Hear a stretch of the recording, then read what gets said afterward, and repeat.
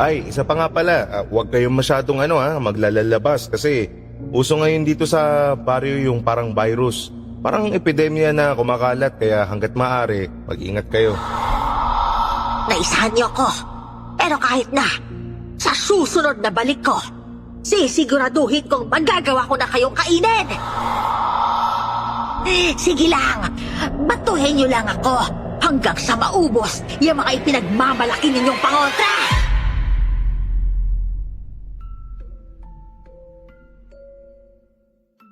Sa panahon ngayon, mahirap talagang tukuyin kung sino ang dapat mong pagkatiwalaan. Minsan kasi, kahit puro kabaitan pa ang ipinapakita sa iyo ng isang tao, hindi mo pa rin talaga masasabing isa nga siyang mabuting tao. Magandang araw po sa inyo, Miss Esperanza, at sa lahat ng mga masusugid na tagapakinig dito sa channel niyo. Hayaan niyo po akong ibahagi ang aking naging karanasan patungkol sa mga aswang nang minsang dumayo kami ng tatay ko sa isang baryo sa probinsya ng kasamahan ko sa trabaho. Ako nga po pala si Franklin at ito ang aking kwento. Bago ko simulan ang storya, huwag kalimutang mag-subscribe bilang suporta sa ating channel. Yun na nga Dayan eh. Nahirapan na nga akong maghanap ng trabaho dati at itong pabrika lang ang tumanggap sa akin. Siguradong mahirapan ako ulit na makahanap ng trabaho ngayon, lalo na't ang tataas ng standards nila sa mga aplikante. Ay naku, sinabi mo pa. Kaya nga bumabagsak ang ekonomiya natin eh. Biruin mo ha, mag-aaral sila ng 4 na taon sa kolehiyo, tapos ang ending, mapipilitan din naman silang magtrabaho sa ibang bansa, tapos malayo pa sa kursong kinuha nila. Mantakin mo yun, degree holder ka. Pero dahil sa taas ng standards dito sa Pinas, napilitan kang maging domestic helper para lang kumita ng pera. Yun na nga eh, napakabulok ng sistema. Ang taas ng standards, pero ang baba ng sweldo. Pero dahil no choice na di syempre, pagtitiisan mo na lang yung trabaho para lang kumita. Ay nako, yung mga mayayaman lalong yumayaman tapos tayo mahihirap. Eto, pahirap ng pahirap. Tumipsip na lang ako sa iniinom kong soft drinks, saka kumagat sa hawak kong tinapay. Kakatapos lang kasi ng trabaho namin sa factory ng mga papel na hindi ko na lang babanggitin kung saan. Nagkataong kailangan nilang magbawas ng mga tao dahil may mga bagong makinang binili yung may-ari. Ibig sabihin, mababawasan na yung mga gawain ng mga trabahador. Kaya kailangan na ring magbawas ng tao. At sa kamalas-malasan nga, ay isa ako sa mga nasipa. Paano na yan? Saan ka nakukuha ng panggastos niyo ni Tatay Lino? Yun lang. Dayan, may extra ka ba dyan? Babayaran ko na lang kapag nakuha ko na yung back pay ko. O sige, wala namang problema eh. Magkano ba? Kahit 2,000 lang sana. Pagkakasyahin ko na lang yun sa loob ng 1 linggo. Alam mo naman, may mga bibilin pa kasi akong maintenance si tatay. Huwag kang mag-alala. Alam mo namang parang pamilya ng turing ko sa'yo eh. Hindi ka na iba sa akin. Kaya kapag may kailangan ka, huwag kang mahihiyang lumapit sa akin, okay? O ano, uwi na tayo? Daan ka na lang sa boarding house ko. Nandun kasi yung pera ko eh. Nako, salamat talaga ng marami Dayan ha. Nagbayad na muna kami ng kinain naming tinapay at soft drinks bago pumara ng tricycle. Dumaan muna ako kina Dayan para kunin yung hinihiram kong panggastos namin ni tatay. Sa maintenance pa lang kasi ni tatay ay kulang na ang sinasahod ko. Kaya naman kahit nahihiya kong manghiram dahil hindi ko naman talaga gawain yun, ay nilunok ko na ang pride ko para mairaos ang 1 linggo. Tay, nandito na po ako. Franklin, may dala ka bang ulam dyan? Nakapagsaing na ako. Opo, bumili na lang po ako sa karinderya ng lutong ulam. Pagod po kasi talaga ako sa trabaho eh. Ayos lang anak. Ang masama lang kapag palagi. Alam mo naman yung mga tindang ulam sa karinderya. Ang daming betchin o kung ano-anong pampalasang inilalagay nila na nakakasama sa katawan. Opo, alam ko po yun. Siya, hayaan niyo po. Bukas na bukas, aagahan ko yung paggising para mamalengke. Bibili na ako ng gulay na tatagal hanggang 3 araw. Hindi ka naman ba magagahol sa oras niyan kapag ikaw na ang namalengke? Alas 7 pa ang pasok mo sa pabrika, hindi ba? Yun na nga po tay eh. Nagbabawas po kasi sila ng trabahador. Sa kamalas-malasan, isa ako sa natanggal. Hayaan mo. Makakahanap ka rin ng bagong trabaho, magtiwala ka lang. Sana nga po tay. Sige po. Magbibihis na po muna ako para makapaghain na ako at makakain na tayo. Gutom pa rin po ako eh. Idinaan ko na lang sa peking pagtawa ang nararamdaman ko. Ngunit pagpasok ko sa kwarto, hindi ko talaga maiwasang mapabuntong hininga. Marahas akong napabuga ng hangin, saka umupo sa gilid ng papag ko. Lord, alam ko pong pagsubok lang lahat ng to. May tiwala po ako sa inyo at sa mga plano niyo para sa akin. Sana lang po, hayaan niyo kong makahanap ng panibagong trabaho para masustentuhan ko ang pangangailangan namin ni tatay. Kinabukasan, maaga nga akong gumising para makapamalengke ng mga sariwang gulay na konsumo namin ni tatay para sa 3 araw. Bumili rin ako ng isda para ipaksiw.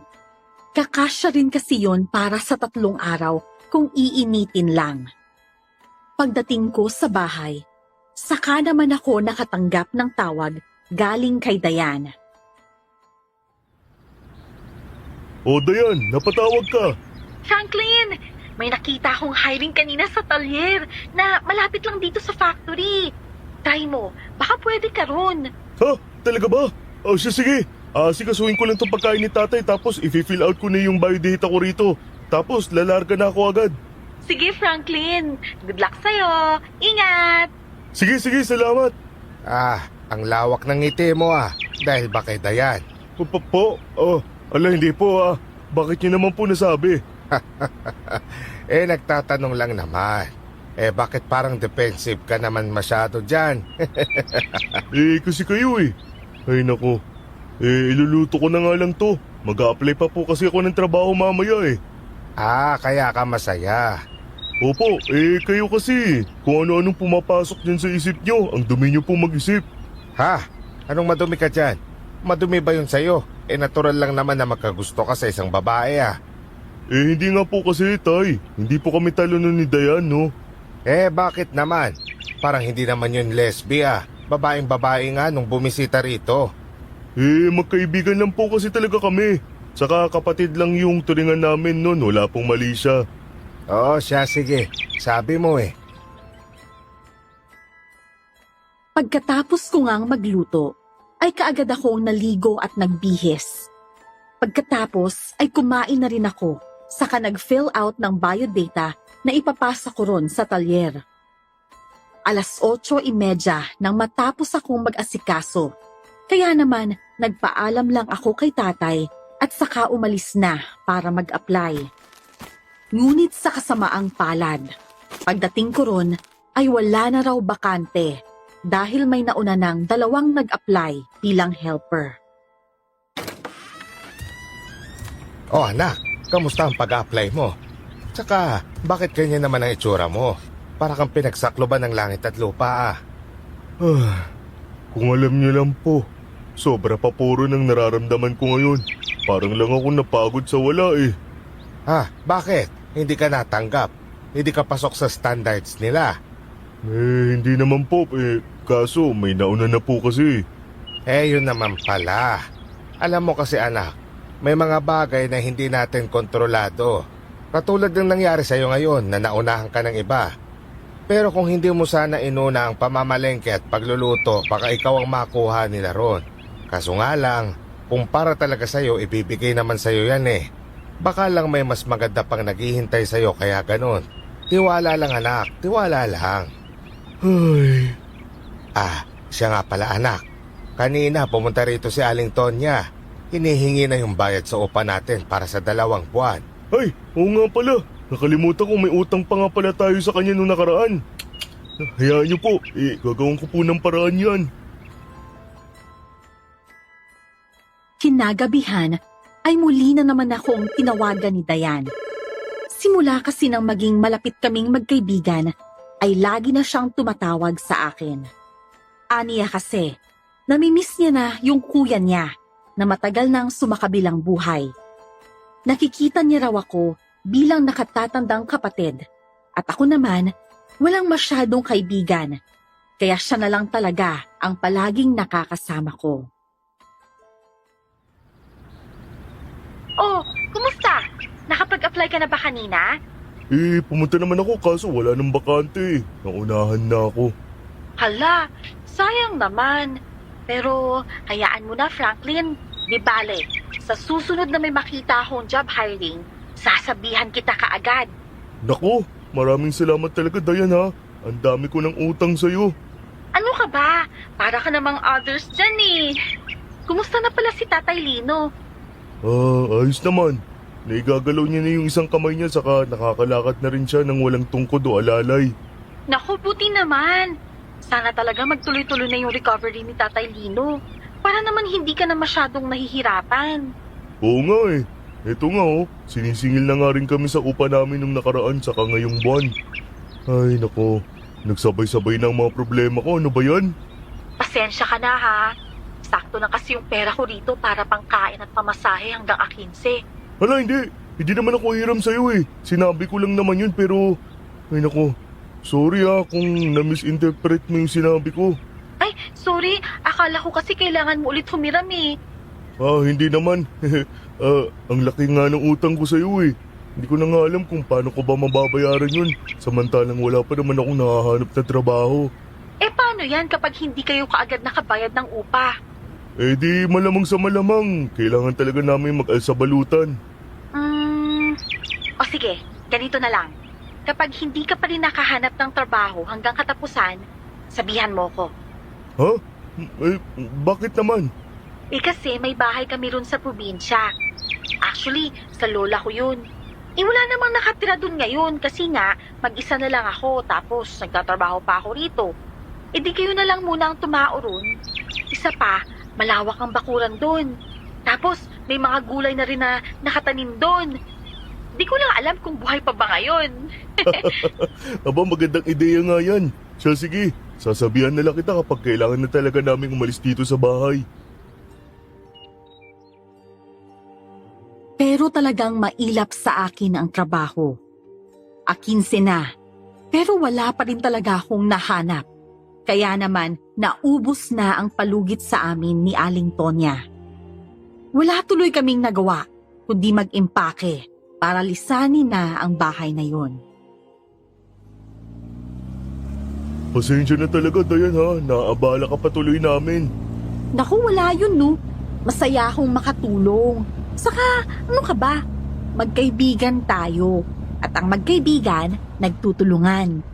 Ay, salamat talaga. Hindi ko alam kung saan kangkungan kami pupulutin nito kapag nagkataon. Buti na lang talaga may kaibigan akong katulad mo. Saka nakakatuwa. Kasi, nakatulong na ako, may titira pa sa bahay ko. Alam mo kasi, mas madaling masira ang bahay na hindi tinitirhan. At least ngayon, kapag gusto kong magbakasyon, alam kong may uuwian pa ako. Kasi, maaalagaan ninyo yung bahay. Sabagay, may punto ka rin naman. Di, caretaker na pala kami ng bahay mo niyan. Grabe sa caretaker ha. Wala naman ako ipang susweldo sa inyo. Kaya, kunwari, mga borders ko kayo. Mas anong wala naman kaming ibabayad sa'yo kung ganun. Nung simpleng pagtira at pag-aalaga niyo sa bahay ko, sapat ng kabayaran yun. Kaya huwag ka na masyadong mag-isip dyan. May kalayuan din ang probinsya ni Dayan mula sa syudad. 5 oras din kasi ang naging biyahe namin bago makarating doon. At pagbaba namin sa bayan, ay nagpahatid naman kami sa tricycle papunta sa baryo nila. Bahay mo yan? Oo, bakit? Natatakot ka ba? Ha? Hindi ah. Ang laki kasi. Tapos halata na pagdaanan na ng ilang henerasyon. Grabe ka naman. Yung unang may-ari kasi nito, nanay siya ng lola ko. Kaya bale, ika-4 na henerasyon pa lang ako. Kaya pala. Medyo matagal na rin yun tapos ang laki pa ng bahay. Kaya nga mas pinili ko na magtrabaho na lang. Kesa tumira dyan ang ako lang mag-isa. Malungkot. Tapos ang boring pa. Pero ngayong nandito na kayo ni Tatay Lino, baka sipagin akong umuwi rito buwan-buwan. Nang makapasok kami sa bahay, ay puting mga tela na nakatabon sa mga kagamitan ang tumambad sa amin. 3:00 na rin noon ng hapon, kaya naman maliwanag pa. Kinapa naman kaagad ni Dayan ang switch ng ilaw at saka pinindot yon. Doon ko na mas lalong nakita ang kabuuan ng bahay. Makaluma nga ang disenyo, pero mukha pa namang matibay kahit napaglipasan na ng panahon. Diyan po ba kayo titira? Diyos ko naman bata ka. Saan ka ba nanggaling at bigla-bigla ka nalang sumusulpot? Noah? Noah! Uy, ikaw ba yan? Ang laki mo na! Hi po, Ate Dayan. Ang tagal niyo na pong hindi dumadalaw dito. Namimiss ko na po yung luto niyo. Nako, hayaan mo. Babawi ako, okay? Pasensya na ha. May trabaho kasi ako kaya hindi na ako nakakauwi rito. Kamag-anak mo? Naku, hindi. Si Noah yan. Kapatid ng kababata kong si Delphine. Yung kababata mong lagi mong kinukwento sa akin. Oo, siya nga. Ay, siya nga pala. Noah, ito si na Kuya Franklin saka si Tatay Lino. Magpakilala ka sa kanila. Hello po, Kuya Franklin at Tatay Lino. Ako po si Noah. Noah pala pangalan mo. Akala ko multo ka eh. Ba't pa kasi bigla-bigla ka lang sumusulpot? Pagpasensyahan mo na yan, Kuya Franklin mo ha. At magugulatin talaga yan. Alagang kape kasi yan eh. Grabe ka naman tay, hindi naman. Nagulat lang talaga ako kasi naman tignan mo tong bahay na to. Ganito yung itsura tapos may biglang kakalabit sa'yo na ang puti-puti pang bata. Akala ko nga multo eh. Ang gwapong multo ko naman po kung ganun, Kuya Franklin. Aba ibang klase ka ring bata ano. O siya, ikaw na ang gwapo. Ay naku, mamaya na nga kayo magkwentuhan at marami pa tayong aayusin. Mabilis lang ang oras oh. Maya-maya, magugulat na lang kayo. Gabi na pala. Oo nga naman. O siya, tara na't linisin muna natin tong bahay. Medyo makapal na rin yung alikabok eh. Tutulong na rin po ako para mas mapabilis yung trabaho nyo. Ay oo, mabuti pa nga. Yan ang gusto ko talaga sa mga bata eh, masisipag. Nilinis muna namin ang bahay at saka inalis ang mga puting telang nakatakip sa mga kagamitan. Yun nga lang hindi na muna namin inasikaso ang kwarto at baka matagalan kami. Malawak kasi ang sala, kaya yun na muna ang inuna naming linisin at pagkatapos ay ang kusina naman at banyo. Inabot na kami ng 6:00 ng gabi sa paglilinis dahil maalikabok talaga ang bahay. Ay, bukas na lang natin linisin yung mga kwarto. Kasya naman tayo rito sa sala eh. Ha? Di ba may trabaho ka? Dapat maaga pala nakaalis ka na kasi malilate ka talaga sa trabaho mo niyan. Wala akong pasok bukas. Ginamit ko yung 1-week leave ko para lang masamahan ko kayo dito sa bahay. Ho? Na-approve ka kagad? Syempre, ako pa ba? O baka naman ano? Ano? Sige, tuloy mo. Nako, sinasabi ko na nga ba may gusto sa'yo yung manager eh. Kitams, pinayagan ka kaagad kahit na kailan ka lang nagpaalam. Sus, alam mo ikaw, napakamalisyoso mo. Ang mabuti pa, tara na sa kusina na makapaghanda na tayo ng hapunan. Tingnan mo yung dalawa tuwang-tuwa sa panonood ng TV. Oo nga eh. Paano kasi? Wala naman kaming TV dati kaya ganyan si tatay. Buti nga na-under pa yung TV mo kahit na matagal-tagal ding hindi nagagamit. Oo nga Buti pa rito sa probinsya no, tahimik. Hindi katulad sa syudad na 10 oras na ng gabi pero ang dami pa rin nadaan ng mga motorsiklo tsaka tricycle. Ang iingay. Naku, para namang hindi ka na nasanay. Malamang, syudad eh. Alam mo, kung hindi lang talaga malungkot ng mag-isa, mas gugustuhin ko na lang din talagang tumira dito. Tao po! Tao po! Noah! Ay, saglit lang Franklin ha. Parang si Delphine kasi yun eh. Oo, sige, walang problema. Kuya Delphine, pasok po. Nandito si Ate Dayan. Oh, Delphine! Kararating mo lang galing trabaho? Naks! Gumaganda lalo ang tindigan natin ah! Eh ano ka ba? Ako pa rin naman to, no? Sadyang medyo malaki lang yung sinasahod ko ngayon kaysa nung nakaraan. Eh eto, nakapagpundar na rin ako unti-unti. Oo nga eh. Tingnan mo nga oh, kung dati uhugin ka pa, ngayon macho guwapito ka na. Naninibago ka lang kasi mahigit 1 taon ka na rin hindi nadalaw dito. Eh buti naman at nagkaroon ka na ng oras puntahan tong bahay mo. Yung kaibigan ko kasi natanggal sa trabaho. Eh hindi agad makahanap. Tapos may tatay pang inaalagaan. Na-stroke kasi tong si Tatay Lino, kaya hindi rin makapagtrabaho. Tapos, pinapaalis na sila sa tinutuluyan nila kasi 2 buwan nang hindi nakakabayad. Kaya ang sabi ko, dumito na muna sila hanggat wala pang trabaho si Franklin. Ah, ganun ba? Ah, siya, sige. Kapag nakakita ko ng job hiring sa bayan, ipapaalam ko agad sa kanya. Ay, naku, pasensya na. Eh, nauna pa kaming magkamustahan. Magandang gabi ho, Tatay Lino. O sige ha, maiwan ko muna kayo.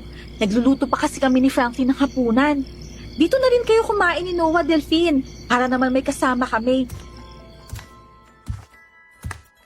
Mula sa kusina, ay rinig ko ang pinag-uusapan nila dahil divider lang naman ang pinagtutungtungan ng TV sa ilang figurines, photo albums at DVDs ang naghihiwalay ron at sa sala. Hindi na nga nakatanggi si Delphine at nang matapos kaming magluto ay sabay-sabay na nga kaming kumain. Siya nga pala, eh, di may iwan dito sina Franklin tsaka si Tatay Lino.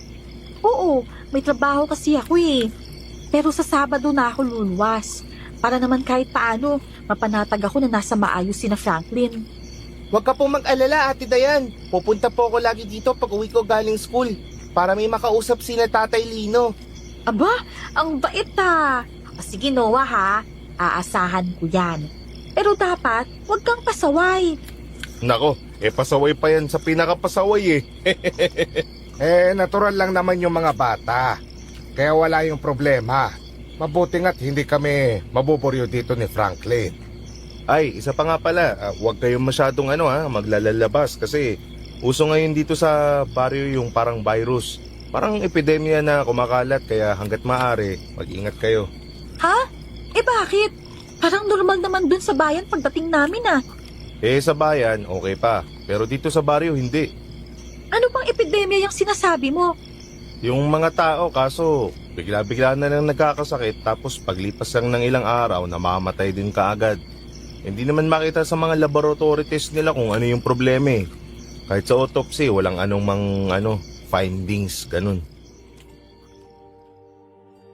Parehas kami ni tatay na walang imik nun at nakikinig lang sa usapan ng dalawa. Nakakabahala ang ganoong balita, kaya naman hindi talaga kami sumabat hanggang sa matapos ang usapan nila. Pagkatapos kumain, ay nagpaalam na nga sina Delphine at Noah na uuwi na. Inaantok na rin kasi si Noah at kailangan na ring magpahinga ni Delphine dahil pagod din sa trabaho. Eh, Dayan, mukhang delikado pala dito sa baryo nyo eh. Baka hindi rin kami makatagal ni tatay dito. Huwag kayong mag-alala. Basta't nandito lang kayo sa bahay, walang mangyayari sa inyong masama. Hayaan mo, bukas pupunta tayo sa bayan para mamili ng konsumo ninyo ni Tatay Lino. Tapos magtatanim din tayo para kung wala kayong pang-ulam, may pagkukuhanan kayo. Eh siya, magpahinga ka na. Alam kong pagod ka na rin. Ako na maghuhugas ng mga pinagkainan natin sa pinaglutuan. Ay, o sige, hindi na ako hihindi. Pero pagkatapos niyan ha, magpahinga ka na rin. Pagkatapos ko maghugas, ay agad naman akong humiga sa tabi ni tatay. May mga comforter kasi si Dayan na nakatago sa tukador nila at nakabalot sa plastic, kaya hindi narumihan at hindi nag-amoy kulob. Yun ang ginamit naming sapin sa lapag para tulugan namin pansamantala. Si Dayan naman ay sa sofa natulog. Pero ilang oras na ang nakalipas. Hindi pa rin ako dinadalaw ng antok. Hanggang sa makarinig na lang ako ng mga alulong ng aso na sa umpisay mahina lang. Pero habang tumatagal ay mas lalong lumalakas. Walang yaan naman. Ngayon pa talaga sila nag-iingay oh. Ay nako, makabangon na nga lang. Uminom na muna ako ng tubig dahil parang nakaramdam ako ng pagkauhaw. Ngunit nang akmang iaangat ko na ang baso papunta sa bibig ko, ay saka naman ako nakarinig ng kalabog mula sa likurang bahagi ng bahay. Dahilan upang magulat ako at mabitiwan ang basong hawak ko. Lumikha yun ng malakas na tunog, dahilan upang magising sina Dayan at tatay. Diyos ko po, ano yun? Anak, anong nangyari? May nakapasok bang masamang loob? Wala naman po. Ay, pasensya na. Nagulat lang talaga ako kasi biglang may kumalabog sa likod bahay eh. Ay, Diyos ko naman. Yun lang pala. Pasensya ka na ha. Minsan talaga may mga naghahabulang mga pusa o aso dyan. Pero hayaan mo na. Mga hayop lang naman yun. Ay, tigilan mo na yung pagka-addict mo sa kape. At nagiging nervyoso ka na, anak. Sus, si tatay. Mas malakas ka pa nga pong magkape kesa sa akin eh. Ako, hindi naman ako nervyoso. Kaya walang kaso yon. Hay nako, ang mabuti pa, linisin mo na yung mga bubog at nang makatulog ka na rin. Abay, anong oras na? Opo, sige po. Ngunit natapos ko na't lahat ang paglilinis, ay ayaw talaga akong dalawin ng antok. Tumitilaok na ang mga manok nang lamunin ako ng dilim. Kaya naman, kung hindi pa ako ginising ni Dayan, ay hindi pa talaga ako magigising. Napuyat ka kagabi? Hindi ka nakatulog kaagad no? Namamahay ka yata. Parang ganun na nga. Pero hayaan mo na, masasanay din ako. Siya, tara na't mag-almusal. Mamamalengke pa kasi tayo pagkatapos. 7:00 na maya-maya. Mainit na sa balatang sikat ng araw kapag hindi tayo umalis kaagad. Pagkatapos naming kumain, ay nagpababa lang kami ng kinain saglit bago lumarga papunta sa palengke. Doon ko na nga nakumpirma na may kung anong kumakalat nga sa baryo. Nadaanan kasi namin ang isang bahay kung saan inilalabas mula ron ang katawan ng isang patay na babae. Totoo pala talaga yung sinabi ni Delphine. Mukhang malusog pa nga yung babae oh. Pero bigla na lang binawian ng buhay. Oo nga, narinig ko nga rin na kahapon daw nakatambay pa yan sa labas ng bahay nila at nakikipagkwentuhan sa mga kaibigan niya. Ay naku, ano kayang sumpa ang meron dito sa baryo na to? Oh, tingnan mo. May lamay din dun oh. Saka dun din. Naku, halos magkakalapit lang din ang mga bahay nila. Nakakatakot na tuloy lumabas. Oh? Natatakot ka na niyan? Siyempre, sino bang hindi matatakot kapag hindi mo alam kung hanggang kailan ka na lang? Naku, wag naman sana tayong mahawa sa kung anumang nangyayari sa kanila. Binilisan na lang namin ang pamamalengke para makauwi kami kaagad. Pagkatapos kumain, ay nilinis na muna namin ang mga kwarto para matulugan na mamayang gabi. Nang sumapit ang hapon, ay saka naman namin nilinis ang bakanting lote sa gilid ng bahay ni Dayan. Doon kasi namin balak magtanim ng mga gulay, katulad ng talbos ng kamote, saluyot, at alugbate. Mas madali lang kasi yung tumubo, at sa susunod naman ay mga namumungang gulay naman ang itatanim namin ni tatay. Habang nagtatanim kami, ay may isang matandang tumawag sa amin. Magandang hapon sa inyo, mga ihot iha. May tinda ako ritong alupe at saka lanson. Baka gusto niyong bumili. Sakto, merienda na pala. Tamang-tama yan ipare sa kape. Magkano ho ba yan, Lola? 5 piso lang kada isa, iho. O siya, sige ho. Pabili ho ako ng 10 para 50. 5 alupi saka 5 lanson. Siya sige. Sandali lang ha at babalutin ko. Kumusta ho kayo, Lola Sima? Hanggang ngayon, ang sipag niyo pa rin maglako ah. Wala naman kasi akong pamimilian, iha. Lalo na't ako lang naman mag-isa sa buhay. Wala naman na akong aasahan, kundi sarili ko na lang. Nasan ho ba ang pamilya ninyo?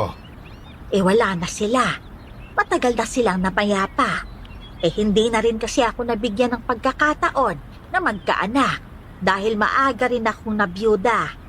Nako, ang lungkot naman po nun, Lola. Araw-araw ho ba kayo naglalako? Kapag mabuti ang pakiramdam ko, oo. Pero kapag inaatake ako ng rayuma ko, hindi ako nakakapagtinda. Kaya kailangan ko talagang magtipid. Alam mo na, ang mamahal na ng mga bilihin ngayon.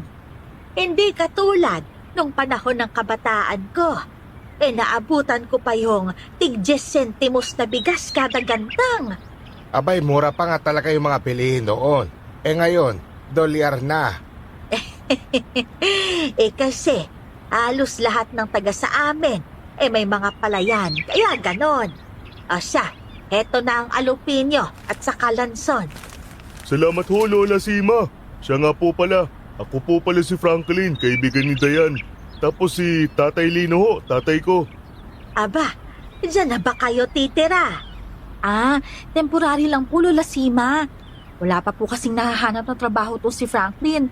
Tapos, pinapaalis na rin sila sa tinutuluyan nila. Kaya pinatira ko na lang po muna rito para na rin may mag-aalaga sa bahay habang wala ako. Sa bagay, mabuti na nga rin yon at nang hindi ka agad masira itong bahay mo.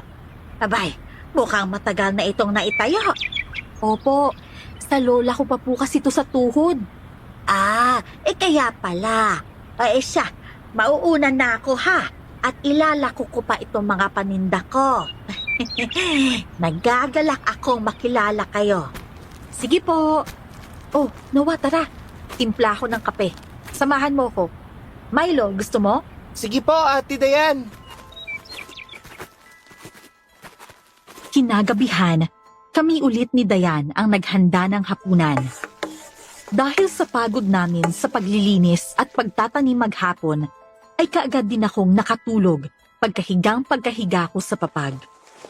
Sa kwarto na kasi ako natulog noon at dahil 4 na kwarto ang meron sa bahay na yon, ay tig-iisa na kami ng kwarto na ginagamit. Ngunit bandang hating gabi ay nagising ako dahil sa tawag ng kalikasan. Kinailangan ko pang lumabas dahil nasa labas pa ng bahay ang banyo. Hindi naman ako takot noon kaya nakaihi ako ng matiwasay. Subalit nang pabalik na sana ako sa loob ay may namataan naman akong parang gumagapang sa dingding ng bahay na papunta sa bintana ng kwartong tinutulugan ni tatay. Diyos ko, anong nilalang naman kaya yun? Walang hiya. Hugis tao na gumagapang sa dingding? Hindi kaya... Naku po, Diyos ko, kailangan ko nang makabalik sa loob. Katatapos ko lang umihi noon, pero parang napuno ulit ang pantog ko. Parang gusto ko na ulit sumabog. Ngunit imbis na bumalik sa banyo, ay patakbo akong pumasok sa bahay. Nagsisisigaw pa ako noon dahil sa labis na takot at kaba. Franklin! Anong nangyayari? Ba't ka sumisigaw? Ay, anong ingay ba yan? Franklin, gabing-gabi na ha. Saka naman, iika-ikang lumabas noon si tatay sa kwarto niya habang nakakunot ang noo. Maiksi lang naman ang tinakbo ko, pero pinagpawisan kaagad ako ng malamig. Napalunok pa muna ako ng laway bago nagsalita dahil pakiramdam ko ay nanuyo ang lalamunan ko.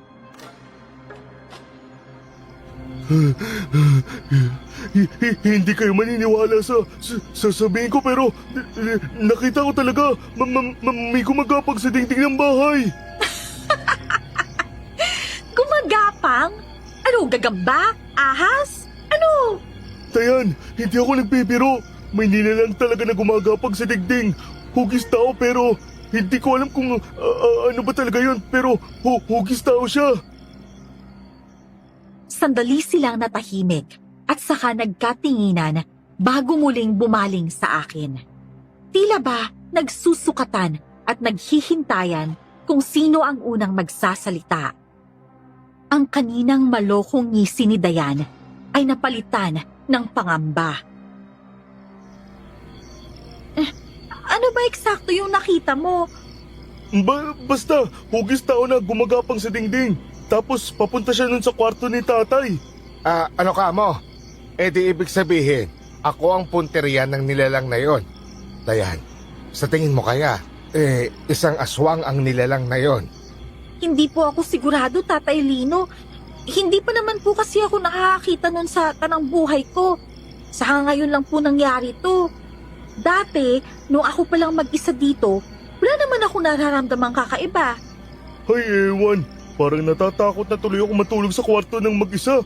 Baliw, kalalaki mong tao, naduduwag ka sa nilalang na yon? Hindi naman siguro masamang matakot, diba? Tao lang naman ako kaya malamang sa malamang matatakot talaga ako. Lalo na't ngayon lang din ako nakainkwentro ng ganun sa tanang buhay ko. Subukan na lang nating maglagay ng mga pangontra sa hamba ng mga bintana. Maglagay din kayo sa tabi ng higaan nyo para malaman natin kung aswang nga ang nilalang na yon o ano. Katulad ng sinabi ni tatay, ay kumuha nga kami ng mga pangontrang alam namin, katulad ng asin, bawang at kalamansi. Buti na lang at bukas ang dim light sa kwarto ko, kaya naman kita ko pa rin ang kabuuan nun. Wala namang kung ano ron, pero bago ako pumasok ay nagsaboy muna ako ng asin sa sahig. Tawagin niyo man akong tarantado, pero natatakot talaga ako sa itsura ng nilalang na yon. Naglagay din ako sa hamba ng bintana at inilak ko rin yun. Nagdasal pa nga ako bago matulog para sa proteksyon namin. Gumaan ang pakiramdam ko pagkatapos kong magdasal, kaya naman nakatulog din ako kaagad. Kinabukasan, Dayan! Dayan! Dayan, si Delphine yata yung kumakatok. Teka, ako na magbubukas. Sige, pakisuyo na lang ha. Malansa pa kasi yung kamay ko eh. Sabi ko kasi ako na lang dyan. Ayaw mo naman. Ay naman, mas mahihirapan po kayo kung ikaw ang nag-asikaso nitong mga bangus. Franklin, ikaw pala. Si Dayan, nandyan ba?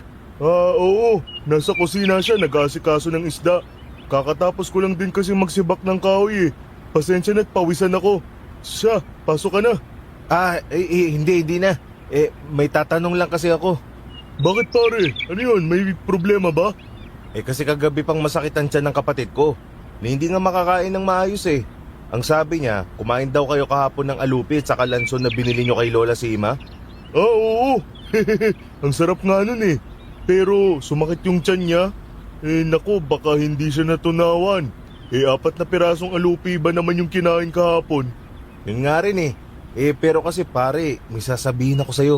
Kaso nahiya rin akong ipalam kay Dayan to eh. Medyo close kasi sila ni Lola Sima. Bakit pare? Ano bang meron? Kasi yung si Lola Sima, bali-balitang isa daw siyang aswang. Ha? Ano? Aswang? Oo, at kaya nga sa ibang baryo siya naglalako dahil walang bumibili ng mga paninda niya rito. Oh, Delphine! Anong meron? Parang seryoso yung pinag-uusapan ninyo ah. Hindi. Kasi si Noah, kagabi pa kasi masakit yung tiyan eh. Kako, baka pwedeng pakibantayan na muna siya at may susunduin lang ako sa kabilang baryo. Ha? Masama ang pakiramdam tapos iiwan mo? Importante lang kasi Dayan eh. Mamaya ako na ipapaliwanag kapag nakauwi na ako. Ngayon, nasa bahay siya, natutulog. Baka pwedeng pakipuntahan na lang oh. Ako na lang magbabantay sa kapatid mo pare kung ayos lang sa'yo. Kahit sino sa inyo pwede, basta mabantayan lang yung kapatid ko. Babalik naman ako kagad eh. Siya sige, pakipuntahan na lang siya sa bahay at aalis na ako. Salamat talaga. Mabilis na umalis si Delphine noon. Magkasama naman naming pinuntahan ni Dayan si Noah. At naratnan na lang namin ang bata na nanginginig habang nakahiga sa papag. Kaagad naman namin siyang nilapitan ni Dayan. Kinapako ang noo niya at halos mapaso ako sa init na sumisingaw mula sa balat niya. Diyos ko! Noah! Noah, anong nangyayari sa'yo? Diyos ko! Dayan! Inaapoy siya ng lagnat! Teka, anong gagawin natin? Diyos ko, hindi pa ako nakakaranas mag-alaga ng batang may sakit. Paano ba to? Ako rin pero ginagawa sa akin ng mama ko dati, pinupunasan niya ako ng basang bimpo, tapos kukuha na rin ako ng tubig. Sandali lang ha. Ipakibilisan lang ha. Natatakot na kasi ako eh. Baka kung ano yung mangyari dito kay Noah. Ay naku, Diyos ko. Aligaga at nanginginig pa ang mga kamay ko habang naghahanap ng malinis na bimpo. Nang makahanap na ako, ay kaagad naman akong nagtungo sa kusina at kumuha ng plangganita. Nilagyan ko yun ng tubig at hinaluan ko na rin ng konting sukang tuba. Hinalo ko yun saglit at saka binitbit papunta kay Dayan.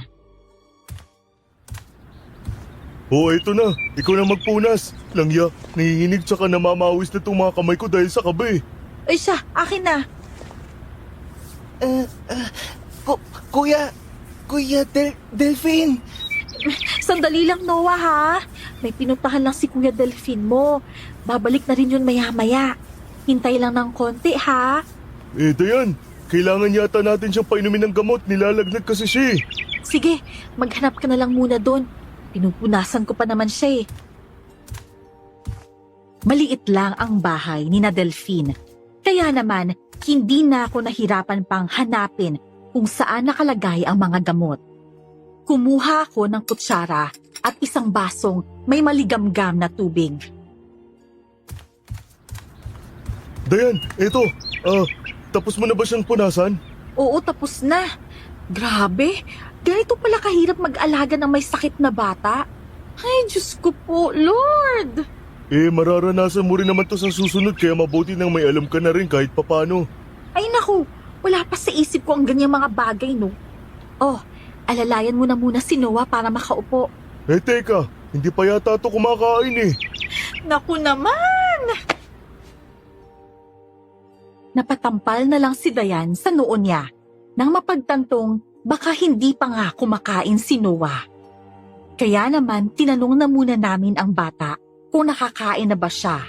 At nang sabihin niyang hindi pa, ay ako na lang din ang kumuha ng 2 kutsarang kanin. Nilagay ko yun sa tasa at nilagyan ng mainit na tubig. Saka nilagyan ng konting asin at hinalo. Nang mapakain na namin si Noah, ay pinainom na kaagad namin siya ng gamot para mabihisan na at makatulog siya. Ayan, medyo bumaba na yung lagnat niya. Ay, buti na lang talaga nandyan ka. Matataranta talaga ako kapag ako lang mag-isa.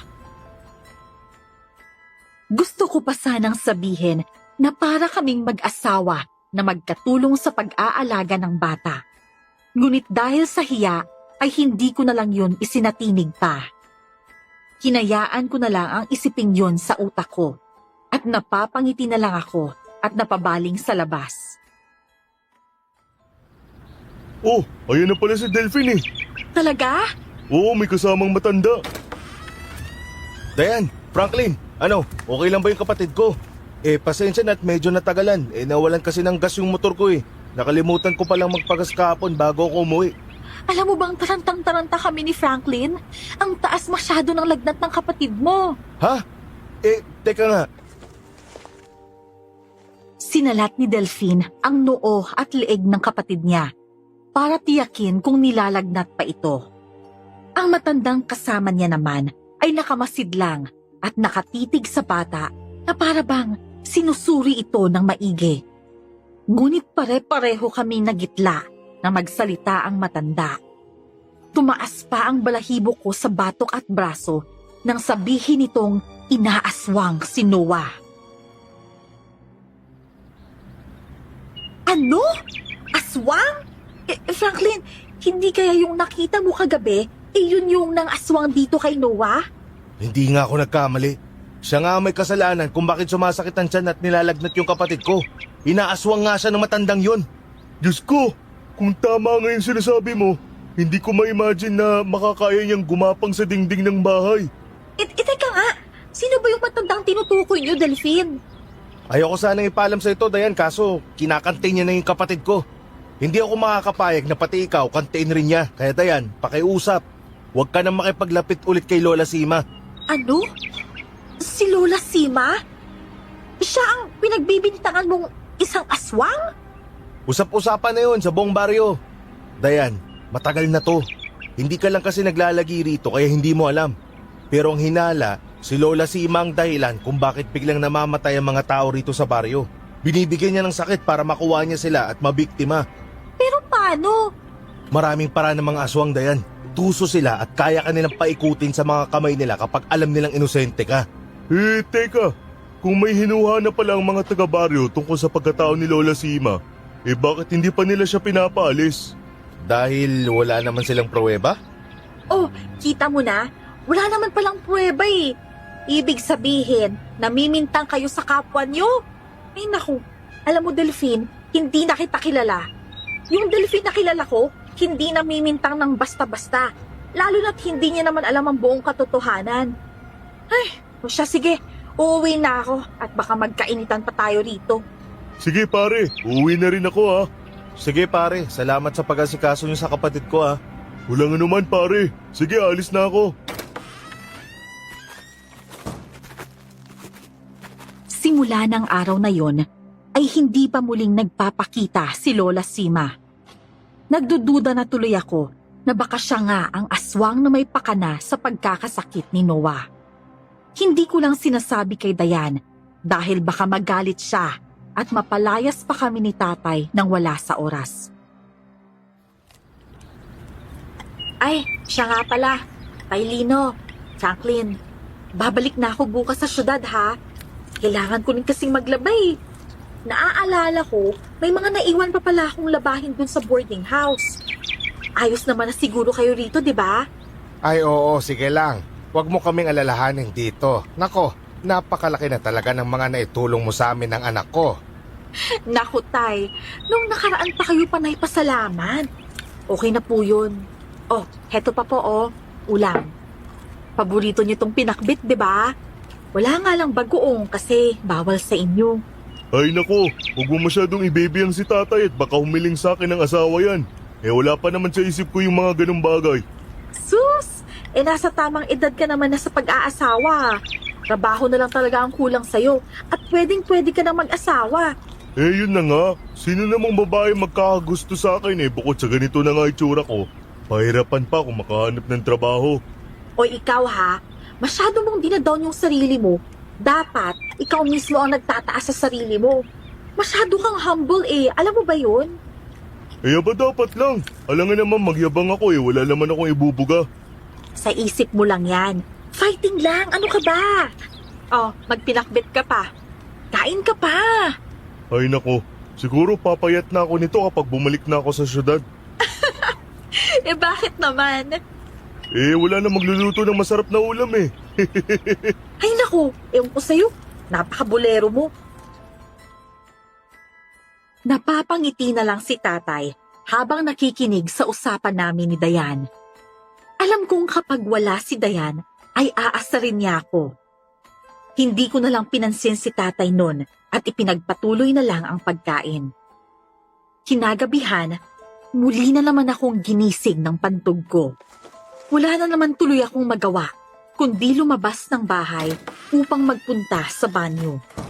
Todo dasal na lang ako noon na sana ay wala akong makitang aswang. Nang wala naman akong maramdamang kakaiba, ay kaagad naman akong pumasok sa banyo at mabilisang umihi. Naku, bilisan mo na. Sus ko naman. Bakit ang haba ng ihi na to kung kailan gabi? Naku po. Nang makatapos ako, ay dahan-dahan kong binuhusan ng inidoro, saka sumilip sa labas ng pinto ng banyo. Nang wala akong makitang iba, ay kaagad akong pumasok sa bahay. Ngunit bago ko isara ang pinto, ay isang nilalang na gumagapang sa lupa ang nagpasindak sa akin. Mas nakita ko siya ng mabuti noon dahil malapit siya sa akin. Hugis tao siya, pero yung katawan niya ay nababalutan ng makapal na buhok na para bang buhol-buhol. Nangangatog man ang mga tuhod, ay pinilit kong maisara ang pinto bago pa niya ako maabutan. Saka ako kumuha ng mga pangontra at dinala yon sa kwarto ni tatay. Nilagyan ko ang hamba ng bintana, saka ako lumipat sa kwarto ni Dayan at ganun din ang ginawa ko sa hamba ng bintana niya ron. Diyos ko, yun na naman yung mga alulong na yun eh. Walang yaka! Alisin mo to sa akin! Tay! Tay! Franklin, anong nangyayari? Ba't sumisigaw si Tatay Lino? Hindi na ako sumagot noon at saka mabilis na tinakbo ang kwarto ni tatay. Pagbukas ko ng pinto ay isang kagimbal-gimbal na pangyayari ang tumambad sa akin. Maging si Dayan ay napatigil nang makita niya kung ano ang nangyayari sa kwarto ni tatay. Ay, Diyos ko po! Ano yan? Anong nilalang yan? Bakit parang may buhay yung buhok niya? Walang yakang hukluban ka. Bitawan mo ko. Kapag itinuloy mo ang balak mo sa akin, sinisigurado akong pagsisisihan mo na kinanti mo kung walang yaka. Gusto ko ang amoy ng dugo mo. Hoy, aswang! Bitawan mo ang tatay ko! Huwag kang mag-alala, iho. Dahil pagkatapos ko rito sa tatay mo, ikaw naman ang isusunod ko. Ngunit nang akman niyang ilalapit ang bibig niya sa leeg ni tatay, ay kaagad siyang napatigil. Nagbago ang ekspresyon ng mukha niya at agad niyang nabitiwan si tatay. Napaigik na lang si tatay nang tumama ang likod niya sa kahoy na sahig. Kaagad naman namin siyang dinaluhan ni Dayan. O ano? Ba't ka tumigil ha? Ano? Hindi mo kaya no? Walang hiya kayo. Naisahan niyo ko. Pero kahit na, sa susunod na balik ko, sisiguraduhin kong magagawa ko na kayong kainin. Napasigaw pa ako noon nang mabilis siyang gumapang sa dingding papunta sa nakabukas na bintana. Kaya pala siya nakapasok ay dahil naiwasan niya ang mga pangontrang inilagay ko sa hamba ng bintana. Idagdag pa ang buhok na nakapulupot sa katawan niya na nagsisilbi nitong proteksyon. Tay, ayos lang kayo. Ang sama ng bagsak niyo Ayos lang ako, anak. Masakit pero kaya naman. Buti na lang talaga hindi ako napuruhan. Ano po bang nangyari, Tay Lino? Buti na lang talaga nabitiwan ka ng aswang na yun. Dahil may proteksyon akong suot, iha. Kahit anong parte ng katawan ko, hindi niya magagalaw dahil sa proteksyon kong ito. Ako po. O di kaya si Dayan, bakit hindi niya kami natake? Bukas na natin pag-usapan. Matulog na kayo. Ikaw, Dayan, uuwi ka pang syudad bukas. Magpahinga ka na. Sa sala na lang po tayo matulog para sama-sama tayo. Pwede namang dito na lang. Sige na, matulog na kayo at babantayan ko kayo. Pero kailangan niyo pa rin pong matulog, Tay. Matutulog ako mamayang alas 4. Kailangan ko lang masigurong hindi tayo babalikan kaagad ng nilalang na yon. Naglatag ako ng comforter sa sahig habang si Dayan naman ay sa papag natulog. Si tatay ay naupo sa tabi ko at nagbabantay. Nilak na rin namin ang bintana na maaaring daanan ng aswang para makapasok ulit. Hindi pala yun nailak ni tatay bago siya humiga kanina. Kaya naman nagawa siyang pasukin ng aswang. Dahil nakabantay naman si tatay, ay napanatag ako at nakatulog din kaagad. Maaga pa rin naman akong nagising kinabukasan at habang nagkakape ay yung nangyari kagabi ang naging laman ng usapan naming tatlo ni Dayan at tatay. Tay, ano po bang uri ng aswang niyo umatake sa atin kagabi? Nakakatakot yung itsura. Buti na lang hindi ako binangungot. Isa yung aswang na gumon, anak. Kamag-anak ng mga kubot. Buhok ang ginagamit nila sa pamimiktima. At dahil walang nakikitang sugat sa mga naging biktima niya, ay dahil sa mga maninipis niyang buhok. Lumulusot yun sa iba't ibang bahagi ng katawan ng biktima niya at dahil nga manipis ay hindi nakakalikha ng mga sugat. Pansin ko ang pagkabalisa ni Dayan noon, ngunit nag-alangan ako kung tatanungin ko ba siya. Iniba ko na lang ang usapan at baka dahil sa topic kaya siya hindi umiimik. Alam ko rin na iniisip niyang si Lola Sima ang aswang na tinutukoy namin ni tatay. Kung iniisip mo kami, okay lang kami dito. Huwag kang mag-alala. Gagawa kami ng paraan ni tatay para hindi na makalapit ang aswang na yun dito sa bahay mo. Hindi yun ang iniisip ko. Basta. Ay, nasikasuhin ko muna yung almusal natin. Nang sulyapan ko si tatay, ay napakaseryoso ng mukha niya habang nakasunod ang tingin kay Dayan. Napailing na lamang siya, saka sumimsim ng kape at ako naman nagkibit balikat na lang. Nang sumapit naman ang hapon, ay hindi namin inaasahan ang pagbisita ni Noah. Hello po sa inyo. Noah! O ano, magaling ka na ba? Wala ka ng lagnat? Wala na po. Ang galing po kasi ng albularyo na gumamot sa akin eh. Binigyan nga rin po niya ako nito oh. Habak ang tawag dyan. Huwag mo yang huhubarin kahit anong mangyari dahil protection mo yan. Yun nga rin po ang sabi ng kuya ko eh.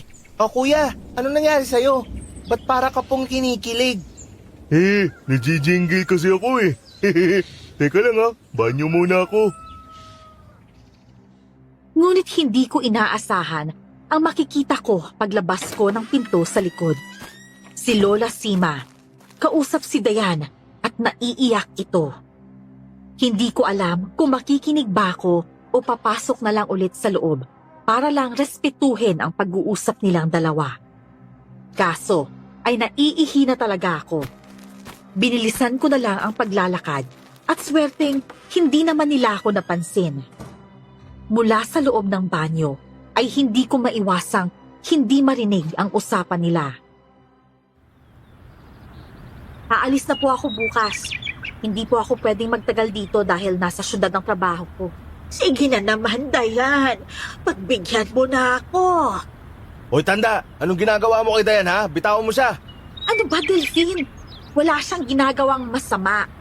Lola Sima, sige na, umalis na po kayo. Narinig mo yun? Umalis ka na nga, aswang. Ano ba, Delphine? Sinabing tama na eh. Kita mo na nga umiiyak yung tao. Pwes, hindi ako maawa sa kanya dahil hindi naman siya tao. Isa siyang aswang. Wala kang pruweba. Kaya pwede ba? Tumigil ka na. Saka bakit ka nandito? Wala ka bang trabaho? Nandito ako dahil hindi pa rin naman ako makakapagtrabaho ng maayos habang hindi ko nasisiguradong ligtas ang kapatid ko. Kailangan kong gumawa ng paraan para mapuksay ang aswang na yan. Oh, at anong gagawin mo? Papatayin mo siya, ganun ba? Dahil kailangan. Marami nang namamatay dito sa baryong to. Hihintayin ko pa bang maging malamig na bangka yung kapatid ko bago ko kumilos? Kailangan niyang pagbayaran ng muntikan niya ng pagkuha sa kapatid ko. Kung ganon, magkalimutan na lang tayo. Wala kang awa. Kung totoo nga ang aswang si Lola Sima, wala ka pa rin pinagkaiba sa kanya. Dayan! Dayan, sandali! Dayan! Nang masigurong wala na sila sa paligid, ay saka ako lumabas ng banyo. Mukha tuloy nag-LQ sina Delphine at Dayan dahil sa paghabol ni Delphine sa kanya. At habang nakikita silang ganun, ay parang may biglang sumipa sa dibdib ko. Nagsiselos ka ba sa kanila, Kuya Franklin? Diyos ko naman bata ka. Ginugulat mo naman ako eh. Sorry na po. Pero wag ka na pong magselos, Kuya. May girlfriend naman po yung si Kuya kaya hindi niya na maagaw sa'yo si Ate Dayan. Uy, ikaw ha, ang bata-bata mo pa, ang dami mo nang alam. Tara na nga sa loob. Buong araw na hindi makausap na maayos si Dayan. Para bang may malalim siyang iniisip, kaya lagi siyang hindi nakikisali sa usapan namin ni tatay. Naninibago man sa mga kilos niya, ay hinayaan na lang namin siya. Kinagabihan ay inaasahan na namin ang muling pag-atake ng aswang. Kaya naman kami ni tatay nagbantay lang. Magkasama kami sa kwarto niya, habang si Dayan naman ay sa kwarto niya natulog. Anong oras na, Tay? Baka hindi na yun darating. Maghintay lang tayo, anak. May iba akong kutob ngayon eh. Sigurado akong may matutuklasan tayo ngayong gabi. Matutuklasan? Ano naman? Hindi ko na natuloy ang sasabihin ko nang marinig ko na naman ang nakakapanindig balahibong alulong ng mga aso. Saka namin narinig ang parang pagbaklas ng kung ano. Pinakinggan namin yung mabuti habang nagmamasid sa paligid ng kwarto. Tay, hindi kaya si Dayan ang binabalak pasukin ng aswang na yun? Nakita ko kasi siya na pinipilit ng pauwiin ni Dayan eh. Kako baka mamaya nagalit. Sige, ihanda mo yung lighter. Kakailanganin natin yan mamaya sakaling nandito na nga lang siya sa paligid. Pero baka po madamay tong bahay. Puro pa naman to kahoy. Uunahin mo pa ba ang kapakanan nitong bahay kesa sa sarili mong kapakanan? Eh hindi naman po kasi atin to, Tay eh. Ay, Ano ginagawa mo rito? Umalis ka na! Umalis ka ngayon din kung ayaw mong ako mismo ang tumatay sa'yo! Tay, si Dayan parang may kausap sa kwarto niya. Hindi na sumagot si tatay nun. At kahit iika-ika, ay nagpatiuna siya sa pagpunta sa kwarto ni Dayan. Ngunit sa kasamaang palad, ay nakalak yun. Nagsisisigaw na si Dayan sa loob, kaya naman pati ako ay natataranta na rin. Tay, ayaw niya talaga magbukas. Sandali, kukuha ko ng pamukpok. Wala tayong magagawa kundi sirain yung doorknob. Franklin! Dayan! Buksan niyo tong pinto! Dayan! Saktong pagbaba ko, ay narinig kong kumakatok si Delphine, kaya kaagad ko siyang pinagbuksan. Kasama niya si Noah, at pareho silang may dalang mga pangontra. Ngunit ang nakaagaw sa pansin ko ay ang buntot pagi na hawak ni Delphine.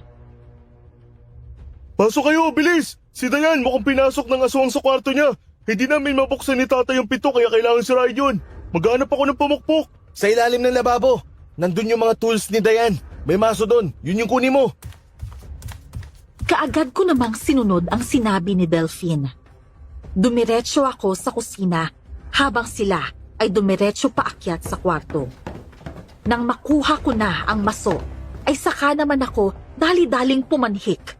Ngunit mas lalo lang nanindig ang mga balahibo ko nang marinig ko ang isang nakakatakot na tawa na galing sa isang boses na animoy nang galing pa sa ilalim ng lupa.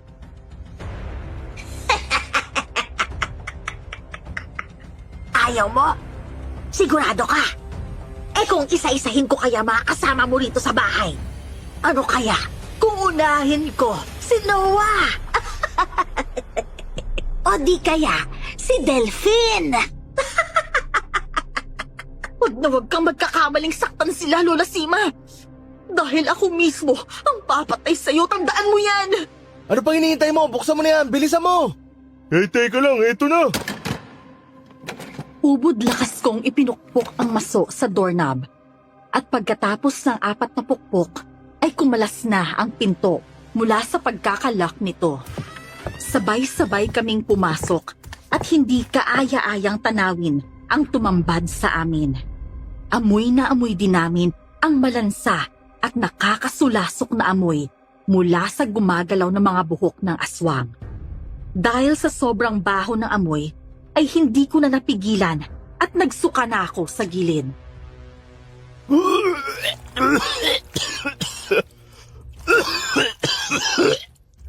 Lagya! Ang baho ng amoy! Nakakahilo na ewan! Eh ganyan po kasi talaga ang amoy ng mga aswang. Malansa kasi po bumibiktima sila ng mga tao. Tingnan mo nga naman, oo! Ang pagkain na mismo ang lumalapit sa akin, apo! O ano, kakainin ko na ba sila isa-isa? Wag! Huwag kang magkakamali! Kahit ako na lang ang kunin mo! Huwag na sila! Oh, ay akala ko ba babalik ka pa sa syudad para magtrabaho. Eh bakit biglang gusto mo nang isakripisyo ang buhay mo para sa kanila? Gaano na ba karami ang nagawa nila para sa'yo? Para tratuhin mo sila ng ganyan, ha? Mabubuting tao sila. Kaya nararapat lang silang tulungan. Mas pamilya pala ang turing mo sa kanila kesa sa akin na lola mo. Wala kang kwentang apo. Ang mabuti pa, mamatay ka na lang din. Wag! Lola Sima! Huwag kang mangingialam dito. Ha, anak! Franklin! Mariin akong napapikit nang maramdaman ko ang tila pagkabali ng buto ko sa likod dahil sa ginawang pagbalibag sa akin ni Lola Sima. Nakita ko pa na naiiyak na si Dayan habang nakatingin sa akin, habang ang aswang naman ay tuwang-tuwa sa ginawa niya. Kuya Franklin, nasaktan ka ba? Oo eh. Nabalian pa yata ako ng buto eh. Langya. Ang sakit ng likod ko. Walang iya ka, matanda ka. Ano bang gusto mo, ha? Isa lang naman ang gusto ko. Pero ayaw ni Dayan. Ano ibig mong sabihin, tanda? Bakit hindi ninyo itanong sa kaibigan nyo? Ewan ko na lang kung kaibigan pa rin ang turing nyo sa kanya. Oras na malaman ninyo ang katotohanan tungkol sa pagkatao niya. Tumahimik ka, Lola Sima! Umalis ka na rito habang nakapagtitimpi pa ako. Alam mo, Iha, mabuti pa ang ibang tao. Tinatrato mo ng tama. Pero akong lola mo, ganyan mo ako tratuhin. Ano? Lola ka ni Dayan?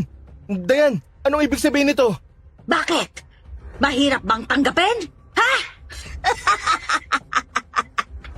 Kung ayaw mong umalis, pues kailangan mo nang mamatay.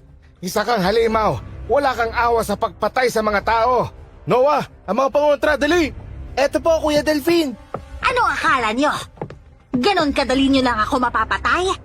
Pwes, nagkakamali kayo. Pero sige, kung gusto nyo makipaglaro, pagbibigyan ko kayo. Ang ibang hibla ng buhok ng gumon ay bumalot sa kanyang katawan, habang ang iba naman ay gumagalaw na tila ba umaambang atakihin kami. Mula sa pagkakasalampak sa sahig ay agad akong tumayo. Dayan, halika rito, bilis! Pasensya na, Franklin. Dayan! Hoy, tanda, bitawan mo siya kung ayaw mong putulin ko yung mabaho mong buhok.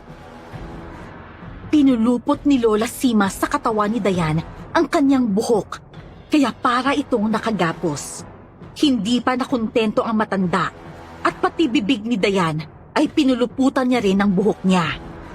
Nagpupumiglas na si Dayan pero masyadong malakas ang buhok ng matanda. Walang iya ka talaga. Bitawan mo siya. Noah, tulungan mo ako sa pagbato ng pangontra. Opo, Kuya. Sige lang, batuhin nyo lang ako hanggang sa maubos yung mga ipinagmamalaki ninyong pangontra. Anak ng... Isa ka talagang halimaw. Isa lang ang paraan para matalo ang gumon. Hindi pa rin siya tatablan ng mga simpleng mga pangontra dahil nagagawa niya pa rin itong salagin gamit ang buhok niya.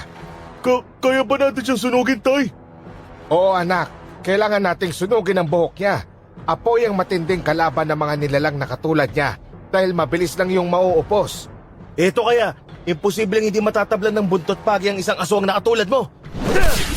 Sige lang, Delphine. Gawin mo lang ang gusto mo hanggang sa mapagod ka.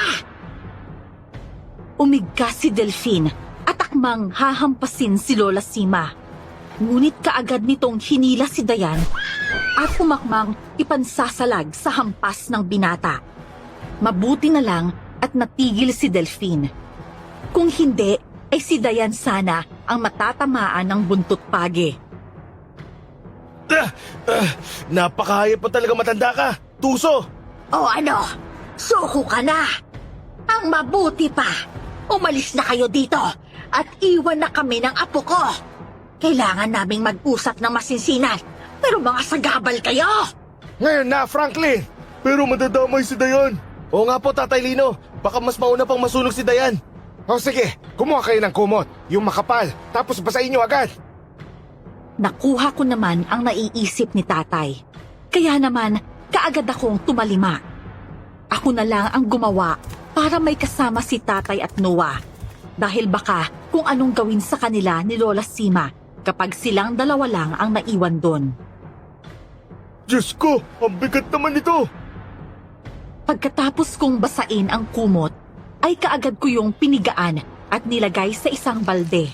At saka ko yun dinala sa kwarto ni Dayan. Ngunit bago pa man ako makarating doon, ay kaagad ko nang nakasalubong sina Delphine, tatay at Noah. Nagmamadali sila at aligagang-aligaga. Tay, saan po kayo pupunta? Pare, tara, bilisan mo. Tinangin ni Lola Sima si Dayan. Ha? Ano? Bilisan nyo na, habulin nyo na ang gumon. Nauna kaming makalabas ni Delphine noon dahil nga hindi kaya ni tatay na makatakbo at inalalayan lang siya ni Noah. Ngunit nang akala namin na nakalayo na ang gumon, ay nasa gulayan lang pala sila. Wala nang takip ang bibig ni Dayan noon, kaya naman narinig namin ang paghikbi niya. Lalapit na sana si Delphine noon, ngunit kaagad ko siyang pinigilan dahil parang nag-uusap nga ng masinsinan ang maglola. Pakiusap, Lola.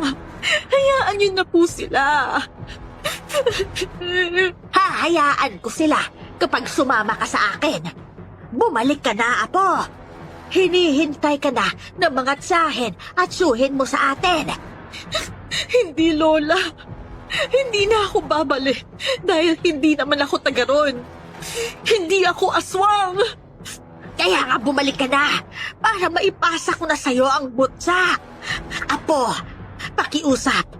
Pagod na ako. Gusto ko nang magpahinga. Nagkatinginan kami ni Delphine dahil sa narinig naming pag-uusap ng dalawa. Kaya siguro hindi niya kami inaatake ay dahil hindi niya naman talaga planong patayin kami. Tinatakot niya lang kami para lubayan na namin sila at piliing tumakas na lang. Kaya pala, Kaya pala ano, pare? kaya pala ayaw ni Dayan na umuwi palagi rito. Dahil kinukulit siya ng lola niya na saluhin ng pagkaswang nito. Ano nang balak nyong gawin? Kakausapin ko si Lola Sima. Teka, gusto dali. Naku naman oh, ayaw talaga papigil. Hoy tanda, pakawala mo na si Dayan. Ayaw niya nga raw maging katulad nyo, kaya bakit mo pa siya pinipilit? Dahil hindi pa rin ako makakapagpahinga kapag hindi niya sinalo ang butsa. Pero kung ayaw mo talaga, wala na akong magagawa, Apo. Kita ko ang panlulumo at lungkot sa mga mata ng matanda. Naaawa ako sa kanya, pero hindi pa rin makatarungan ang ginawa niya sa mga taong pinatay niya nang walang kalaban-laban. Inilapit niya si Dayan papunta sa kanya at hinalikan ito sa noo bago unti-unting pinakawalan. Umiiyak na napasalampak si Dayan sa lupa habang ang matanda naman ay malungkot na napangiti. Mahal na mahal kita, Apo. Pero isa kang mabuting tao. Mas lagi mong pinipili ang kapakanan ng iba bago ang sarili mo. Magkaiba tayo. Kaya sige, hindi na kita pipilitin pa. Gusto ko na rin talagang magpahinga. Patawarin niyo po ako, Lola. Hindi ko po talaga kayang maging katulad ninyo. Naiintindihan ko, Apo. Lino, Franklin, Delphine, pakiusap. Alagaan ninyo ang apo ko dahil maiiwan na siyang mag-isa sa buhay. At pakiusap, sunugin ninyo ang katawan ko at ilibing ang mutya kung saan hindi makikita ng kung sino. Sa ganoong paraan, makakapamahinga na ako ng tuluyan. Masaya akong nakita ko ulit sa huling pagkakataon ang aking apo. Lahat kami ay hindi nakagalaw nang biglang saksakin ni Lola Sima ang sarili niya gamit ang kanyang mga buhok. Lumabas ang itim na dugo mula sa kanyang bibig At ilang sandali lang ay kaagad na rin siyang natumba. Lola!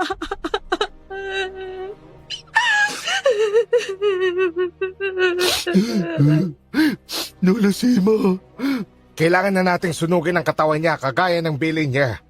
Ako nang gagawa. Eto ang gasolina. Mas madali siyang matutupok kapag binuhusan ito. Pasikat na ang araw nang tuluyan na ngang matupok ang katawan ni Lola Sima. Mugtong-mugto na ang mga mata ni Dayan dahil sa labis na pag-iyak. At katulad ng bili ni Lola Sima, ay inilibingan namin ang mutya galing sa kanya at tinakpan yon ng malaking bato. Dayan, magpahinga ka na kaya muna. Masyado nang maraming nangyari. Salamat sa inyo. Hindi ba kayo galit sa akin? At bakit naman kami magagalit sa'yo? Dahil itinago mo na lola mo pala si Lola Sima? Oo. Ang totoo niyan, nanay siya ni tatay. Taga-norte sila. Pwede mo namang sabihin sa amin eh. Maintindihan naman namin yun. Saka, ang malaga, mas pinili mong gawin ang tama kaysa tanggapin ang mutya ng lola mo. Mas pinili mo pang magpakalayo-layo para lang iiwas ang sarili mo sa lola mo eh. Kaso nga lang, maraming tao pa rin ang nadali niya. Pagkatapos nun, ay bumalik na nga si Dayan sa syudad at kami ni tatay ay naiwan sa bahay niya. Madalas pa rin pumunta si Noah sa bahay, kaya naman tuwang-tuwa si tatay sa kanya. Minsan din ay dinadalhan kami ni Delphine ng ulam at minsan sabay-sabay na rin kaming kumakain na para bang isang buong pamilya. O Dayan, napatawag ka. Miss mo na ako. Loko, ang lakas ng loob mong magsalita ng ganyan, ha? Mangangamusta lang sana ako sa inyo. Kumusta si Tatay Lino? May maintenance pa ba siya dyan? Meron pa pero paubos na. Pero naglalako naman ako ng gulay kaya may income na rin ako kahit papano. Tapos sumasideline din ako sa pagsisemento ng bahay ni na Delphine. Mabuti kung ganun. Ay, siya nga pala. Uuwi ako dyan sa katapusan. Miss ko na si Noah eh. Sus, bakit hindi mo na lang kasi sabihin na ako yung namimiss mo? Franklin ha, lumalakas na ang loob mong dumiga sa akin. Impluwensya yan ni Delfino. Naku, wag ka nang dumikit sa lokong yon at nagiging magkaugali na kayo. Mahigit 1 taon na rin ang lumipas at mas lalo lang umusbong ang nararamdaman ko para kay Dayan. Kaya naman sa tulong ni Delphine ay naghanda kami para sa pag-amin ko kay Dayan sa pag-uwi niya. Sa ngayon po, Miss Esperanza, ay mahigit 2 taon na rin ang nakalipas at masaya akong tinanggap ni Dayan ang pag-ibig ko para sa kanya. Nakatakda na rin po kaming ikasal sa darating na Marso ngayong taon na ito at inaasahan ko pong mapipili ninyo ang kwento ko na mai-ere dito sa channel ninyo. Hanggang dito na lamang po ang aking kwento at more power po sa inyong channel.